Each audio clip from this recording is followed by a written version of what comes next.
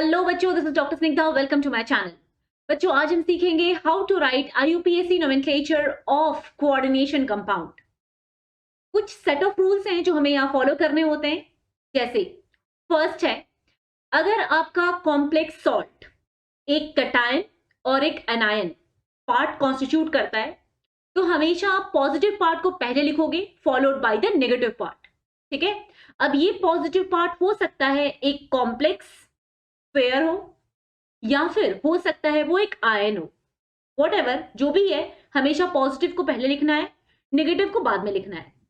जब हम एक कोऑर्डिनेशन स्फीयर के अंदर चले जाएंगे तो फिर हमें कुछ सेट ऑफ रूल्स फॉलो करने होते हैं। क्या रूल्स हैं?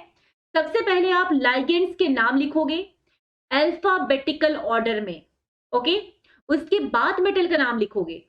जब आप मेटल का नाम लिखते हो तो मेटल के नाम के बाद आपको ऑक्सीडेशन नंबर लिखनी होती है। Okay, fine. अगर कॉम्प्लेक्स स्फीयर जिसके अंदर मेटल प्रेजेंट है वो कॉम्प्लेक्स स्फीयर अगर निगेटिवली चार्ज है तो आप मेटल को एंड करोगे विथ 8। ठीक है। तो ये कुछ सेट ऑफ रूल्स हैं जिनको हमें फॉलो करना होता है। और एक लास्ट पॉइंट, अगर आपके लाइगेंड में ऑलरेडी बाई, ट्राई, टेट्रा ये सारे टर्म्स आ रहे हैं और वो लाइगेंड 2 बार रिपीट हो रहा है आपके कॉम्प्लेक्स कंपाउंड में, तो फिर आप लिखो बिस। ठीक है। वो 2 बार रिपीट हो रहा है, इसके लिए आपको बिस टर्म यूज करना है। वो 3 बार रिपीट हो रहा है तो आपको ट्रिस टर्म यूज करना है। ठीक है। Don't use a term like आपके पास लाइगेंड है डाईअमीन टेट्राएसिटेट और वो 2 बारी दिख रहा है आपके कॉम्प्लेक्स कंपाउंड में, तो उसे ऐसे मत लिखो डाईअमीन, ऐसे नहीं लिखना है, बिस डाईअमाइन टेट्राएसिटेट। ओके। तो एक बार फटाफट से देख लेते हैं। फर्स्ट पॉइंट है पॉजिटिव को पहले लिखोगे फॉलोड बाय नेगेटिव, जो मैंने आपको अभी बताया। ये जो पॉजिटिव है ना, ये एक आयन भी हो सकता है या फिर एक कॉम्प्लेक्स भी हो सकता है। ओके। सिमिलरली जो आपका नेगेटिव है वो एक कॉम्प्लेक्स भी हो सकता है और एक अनायन भी हो सकता है, उसको हमेशा बाद में लिखेंगे। फिर जब हम पहुंच जाएंगे एक कॉम्प्लेक्स में तो I have told you always write the name of ligand first followed by central metal ion followed by oxidation state of central metal ion. Okay. Positive charge, अगर मान लो आपका लाइगेंड पॉजिटिवली चार्ज है तो उसको हमेशा आप एंड करते हो IUM से, ये मैंने आपको बता रखा है। अगर लाइगेंड नेगेटिवली चार्ज है तो उसको आप एंड करते हो O से। अगर कॉम्प्लेक्स इज नेगेटिव तो आप मेटल को एंड करोगे विथ 8। Bis, tris, tetra के expressions are used with complex expressions containing, especially ligands containing bi, di, tri in them. जो ligands bi, tri है ना, ये सारे टर्म्स को कंटेन करते हैं, डाई, ट्राई, टेट्रा टर्म्स को कंटेन करते हैं, उन सभी लाइगेंड की रिपीटेशन को आप बिस ट्रिस से बताओगे। ओके। 2 बारी आप डाई डाई नहीं लिखोगे। लाइगेंड्स को हमेशा अल्फाबेटिकल ऑर्डर में लिखना, मैंने आपको ये बता दिया। कुछ कोऑर्डिनेशन नंबर है कॉमन जो आपको याद होने चाहिए। फर्स्ट इज FeCrCO +2 या +3। FeCrCO +2 या +3 स्टेट में रहे, कोऑर्डिनेशन नंबर 6 होगा। मैंगनीज मैग्नीशियम +2 स्टेट में कोऑर्डिनेशन नंबर 6 होगा। Aluminium +3, scandium +3 coordination number 6। Platinum +4, palladium +4 coordination number 6। अब बच्चों इसमें मैं आपको बता दूं कैसे याद रखना है। तो याद आपको किस तरह से रखना है, देखो, याद रखने के लिए आप ना अभी जो मैंने बोला इसको याद रखने की जरूरत नहीं है। आप यहां से शुरू करो। मोलिब्डेनम जो 3 होता है, 3 मोलिब्डेनम 3+, उसकी कोऑर्डिनेशन नंबर होती है 8। ठीक है। तो ये कोऑर्डिनेशन नंबर 1 याद करना। दूसरा आप याद करोगे 2 कोऑर्डिनेशन नंबर। 2 कोऑर्डिनेशन नंबर किसका हम देखेंगे, आपको पता है ना, इलेक्ट्रोकेमिकल सीरीज में हाइड्रोजन के नीचे कौन कौन से मेटल्स आते हैं जो इनर्ट होते हैं, तो उन्हीं मेटल्स में से होता है छापा। ये आपको इलेक्ट्रोकेमिस्ट्री में मैं बताऊंगी। हाइड्रोजन के नीचे छापा होते हैं, copper, mercury, Ag, Pt, Au। ठीक है। अब इन सभी में मैंने 4 को उठा लिया। किसको किसको उठा लिया है? Ag, Cu+, Hg+ और Au+। ये चारों बेचारे हाइड्रोजन के नीचे वाले हैं। इनकी जो सबसे छोटी स्टेट है इनकी सबसे छोटी वाली स्टेट कौन सी है? +1 स्टेट। वो सभी नीचे हाइड्रोजन के नीचे वाले अपने +1 स्टेट में 2 कोऑर्डिनेशन नंबर शो करते हैं। ओके, तो आपको ये ध्यान रखना है 2 कोऑर्डिनेशन नंबर के लिए। अब 4 कोऑर्डिनेशन नंबर की तरफ जाते हैं। तो 4 कोऑर्डिनेशन नंबर में क्या होता है? 4 कोऑर्डिनेशन नंबर में पहले तो आपने जो लिखा था Ag+3, Au+3, Ag की 2 स्टेट होती है ना, और Au की भी 2 स्टेट होती है, एक +1 एक +3। तो +1 वाला 2 कोऑर्डिनेशन नंबर शो करता है, +3 वाला 4 कोऑर्डिनेशन नंबर शो करता है। ठीक है, ये देख लो आप कॉपर को भी, ये भी +2, कॉपर की जो +1 स्टेट है वो 2 शो करती है, +2 स्टेट 4 शो करती है। ओके, और उसके बाद मैंने छोड़ दिया है निकल को और जिंक को +2 स्टेट में। ये दोनों भी, निकल और जिंक भी अपने +2 स्टेट में, प्लैटिनम अपने +2 में और पैलेडियम अपने +2 में। ये सभी शो करते हैं 4 कोऑर्डिनेशन नंबर। ओके, ये सभी 4 कोऑर्डिनेशन नंबर शो करते हैं। तो याद करने के लिए इसको 3 सेट में याद करना। पहला सेट होगा कॉपर Ag3+, Au+3, कॉपर +2, इन तीनों का एक सेट।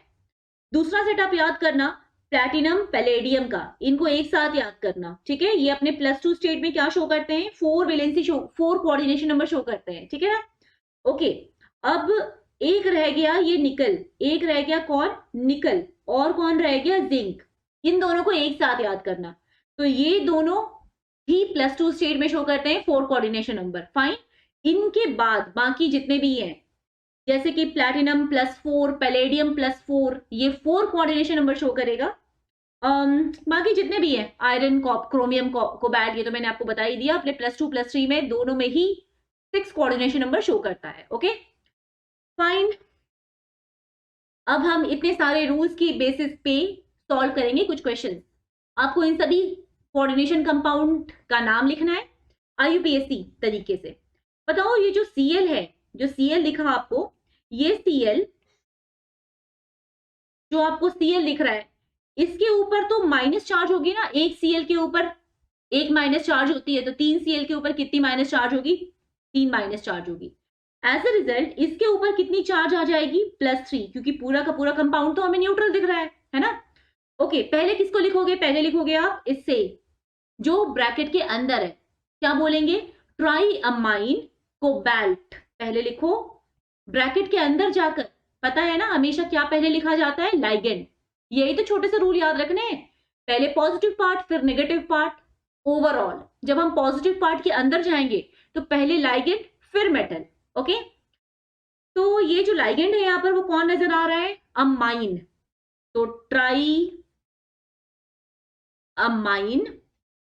इस कोबाल्ट को देखो, देख लिया, कोबाल्ट लिख दिया।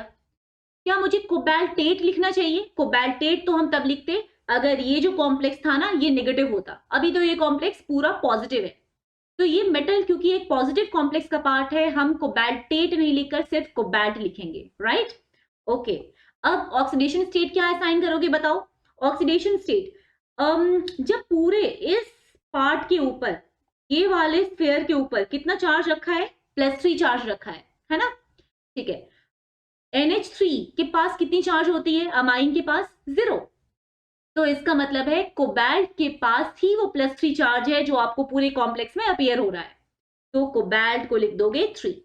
ठीक है, नेक्स्ट वन इज यहां पर टेट्रा। टेट्रा, ये इसको पहचानते हो ना? Carbonyl, tetra carbonyl. और ये क्या? निकल, टेट्रा कार्बोनिल निकल। अब देखते हैं क्या करना है इसका। CO के ऊपर कितनी चार्ज? 0। यहां पर ओवरऑल कितनी चार्ज दिख रही है? 0। इसका मतलब निकल पे भी कितना ऑक्सीडेशन स्टेट होगा? 0 ही होगा। निकलेट लिखे क्या? नहीं, अगर इसके ऊपर नेगेटिव चार्ज होती तो ही निकलेट लिखा जाता, अभी तो नहीं है तो हम नहीं लिखेंगे, है ना? Next is penta. Penta carbonyl, penta carbonyl iron 0। Correct. Next one is, ये तो समझ में आया ना, ये -2 है और ये क्या है? +2 है। ठीक है, पहले ऑब्वियसली आप पॉजिटिव वाले पार्ट को लिखोगे। पहले किसको लिखना है? ब्रैकेट के अंदर जाकर लाइगेंड को, उसके बाद मेटल को। तो लिखते हैं फिर डाइअमाइन, डाइअमाइन, प्लैटिनम, प्लैटिनम, अच्छा, प्लैटिनेट कर दूं क्या? नहीं, ये मेटल जिस कॉम्प्लेक्स का पार्ट है वो पॉजिटिव है, तो हम प्लैटिनेट नहीं कर सकते, राइट? प्लैटिनम। उसके बाद क्या चार्ज दोगे? पूरे कॉम्प्लेक्स पे आपको यहां पर देखो, ये वाला जो स्फेयर है, इस कॉम्प्लेक्स स्फेयर पे +2 चार्ज है, राइट? NH3 के ऊपर तो चार्ज होती नहीं। इट मींस प्लैटिनम ही वो है जिसके ऊपर 2 चार्ज रही होगी। सो oxidation state of platinum becomes 2 +2। इसको आप एक और तरीके से निकाल सकते हो।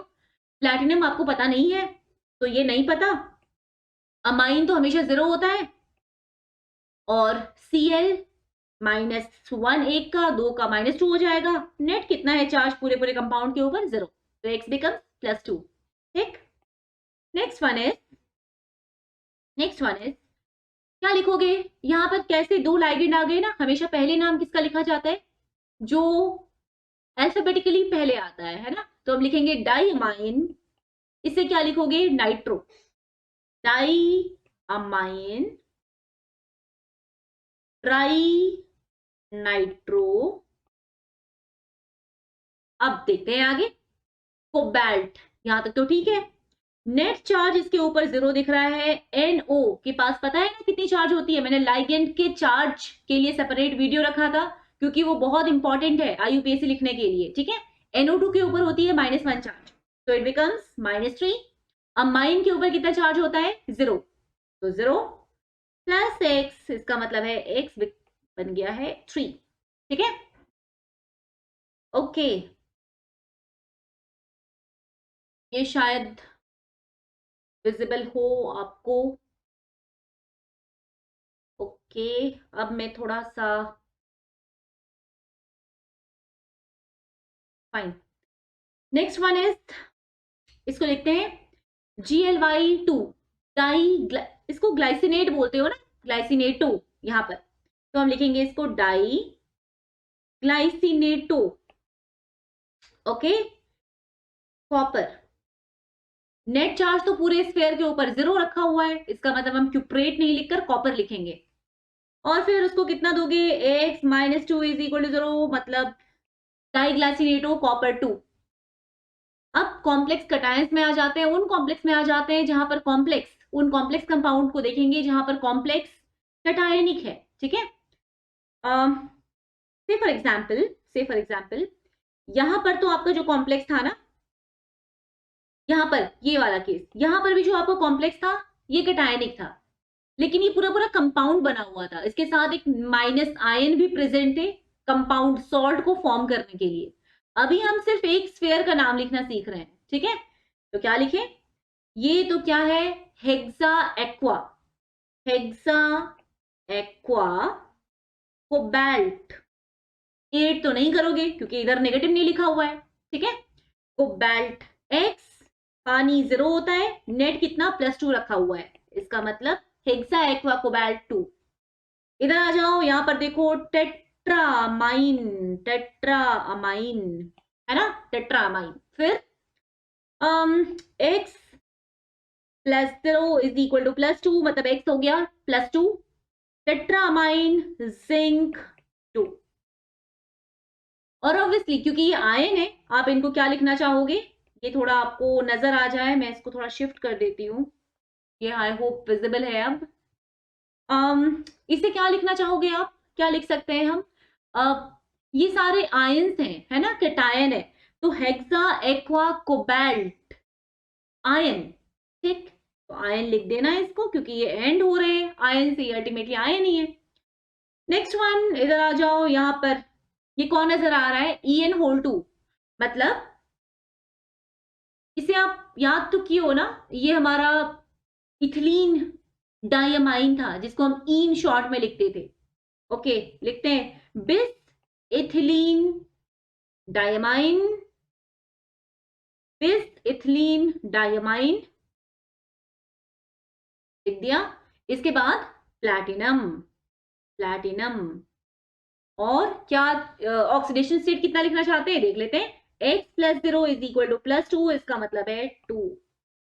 फाइन। नेक्स्ट वन, EN3, इसका मतलब ये लिखा हुआ है ट्रिस। 3 बारी दिख रहा है ना, 3 बारी दिख रहा है। Tris ethylene diethylene triamine. Okay, and it becomes nickel 3. ethylene diamine again neutral होता है, राइट? अब इसका नाम लिखोगे, क्या लिख सकते हो? पहले आपको क्या लिखना पड़ेगा? पहले आपको पॉजिटिव वाला पार्ट लिखना है, तो यही तो है पॉजिटिव वाला पार्ट, और ये वाला पार्ट कौन सा है? नेगेटिव। अच्छा, यहाँ पे आयन आयन नहीं छूटना चाहिए। पॉजिटिव पार्ट को हम पहले लिखते हैं, है ना? तो चलिए क्या लिखते हैं? ये तो अमाइन है, और ये वाला क्या है? Cl2, ठीक? यस, Cl2 को ब्रैकेट के अंदर करने की जरूरत नहीं है, ये Cl2 है, ठीक है? ओके, तो we should write di amine, इसको कवर कर लिया। उसके बाद डाई क्लोरो, डाईअमाइन, डाईक्लोरो, फिर क्या लिखें? प्लैटिनम, क्या स्टेट होगी? देखो, ये बाहर जो Cl2 दिख रहा है, इस Cl2 पे थोड़ा नजर डालना, देख कर बताना। ये तो -2 है ना, और ये कैसा है? ये भी -2 है। अमाइन कैसा है? अमाइन तो 0 है। इसका मतलब है x -2 + 0 -2 net is equal to 0। तो ये प्लैटिनम 4 है, राइट? Platinum 4 chloride. अभी जो क्लोरीन Cl आपको दिख रहा है वो लाइगेंड नहीं है, इसलिए उसके लिए हम क्लोरो टर्म यूज नहीं कर रहे, वो बाहर प्रेजेंट है ना? तो वो जस्ट एक आयनाइजेशन स्फीयर में प्रेजेंट है और आयनिक बॉन्ड बना रहा है विथ कोऑर्डिनेशन स्फीयर, ठीक है? तो इसको हम कहते हैं क्लोराइड, पूरा पूरा लिखते हैं। और इसमें कोई भी डाउट हो तो आप इंट्रोडक्शन टू कोऑर्डिनेशन केमिस्ट्री जरूर देख लेना। नेक्स्ट वन इज, इसको देखो, ये है हमारा डाईअमाइन सिल्वर, डाईअमाइन सिल्वर। अब कंप्लीट करना शुरू करो। x + 0 - 1 is equal to 0। x is equal to +1, 1 लिख दिया। और साथ में क्या लिखना चाहिए हम लोगों को? क्लोराइड लिखना चाहिए। ओके, इधर आ जाते हैं। KAgCl2 लिखो, ये पॉजिटिव है और इधर वाला पार्ट नेगेटिव है। This one is again positive, ये 3 पॉजिटिव है, ये भी जरूर 3 नेगेटिव रहा होगा, तभी तो न्यूट्रल हो गया net. Okay, this one is +4 and this one is obviously -4। ये तो 2 - खुद ही दे दिया है, ये भी 2 - खुद से ही दे दिया है। तो चलो लिखना शुरू करो। सबसे पहले किसको लिखोगे? जो पॉजिटिव दिख रहा है। पॉजिटिव कौन दिख रहा है? ये पोटेशियम पॉजिटिव दिख रहा है नेट कंपाउंड में, तो हम लिखेंगे पोटेशियम। पोटेशियम के बाद इसको लिखते हैं। तो कॉम्प्लेक्स पेयर में पहले किसको लिखा जाता है? लाइगेंड्स को। तो potassium dichloro silver, potassium dichloro, यहां तक लिख दिया। अब बारी आती है सिल्वर को लिखने की। तो सिल्वर इस बार नोटिस करना, सिल्वर जहां पर प्रेजेंट है ना, वो कॉम्प्लेक्स नेगेटिवली चार्ज है, वो एक एनायनिक कॉम्प्लेक्स है। तो इसका मतलब है सिल्वर को फिर क्या करोगे? 8 से एंड करोगे। यस, अब सिल्वरेट नहीं लिखते, आर्जेंटेट लिखते हैं, है ना? थोड़ा स्टाइलिश बनाकर, आर्जेंटेट। ओके, ठीक। अब इसकी ऑक्सीडेशन स्टेट कितनी होनी चाहिए? ऑक्सीडेशन स्टेट ऑब्वियसली कितनी होगी? पोटेशियम 1 दिख रहा है, +1 + 6 - 2 is equal to 0। +1 + 6 - 2 is equal to 0।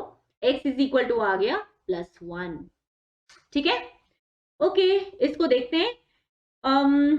इसमें क्या लिखें? किसको पहले लिखें? पोटेशियम को पहले लिखना चाहिए, तो हम लिखेंगे पोटेशियम, पहले लिख दिया पोटेशियम। फिर क्या लिखा? फिर हम लिखेंगे हेक्सासायनो। ओके, हेक्सासायनो। उसके बाद क्या? हेक्सासायनो भी लिख दिया। अब आते हैं Fe के पास, तो ऑब्वियसली इस बार Fe को हमें एंड करना पड़ेगा 8 से, है ना? और 8 से एंड करोगे तो ऐसे आयरनेट तो नहीं लिखोगे। 8 जब लगा रहे हैं तो थोड़ा सा आपको मेन एलिमेंट या मेटल का नाम भी थोड़ा सा अच्छा करके लिखना होता है ना? तो हम फेरेट लिखते हैं, हेक्सासायनो फेरेट।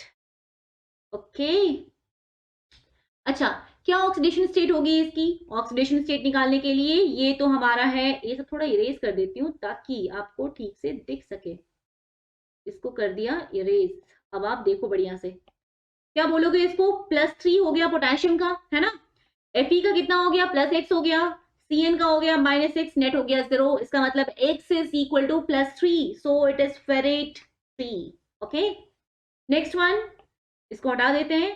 K4FeCN6, पहले लिखेंगे पोटेशियम, ऑब्वियसली पोटेशियम को लिखेंगे क्योंकि ये पॉजिटिव है, पॉजिटिव फर्स्ट, फिर नेगेटिव, नेगेटिव वाला पार्ट। इसमें किसको पहले? जो लाइगेंड है, मतलब हेक्सासायनो। ओके, फिर नेट तो आपको नेगेटिव दिख रहा है ना, नेट ये जो है क्योंकि ये +4 है, नेट कॉम्प्लेक्स इज -4। इसका मतलब पोटेशियम हेक्सासायनो, पोटेशियम हेक्सासायनो। फिर Fe को लिखना चाहिए हमें फेरेट, है ना, हेक्सासायनो फेरेट। और निकाल लो, +4 + x -6 is equal to 0, x is equal to 2, so it is 2. The next one, tetraiodo, tetraiodo. उसके बाद क्या? mercury है ये, mercurate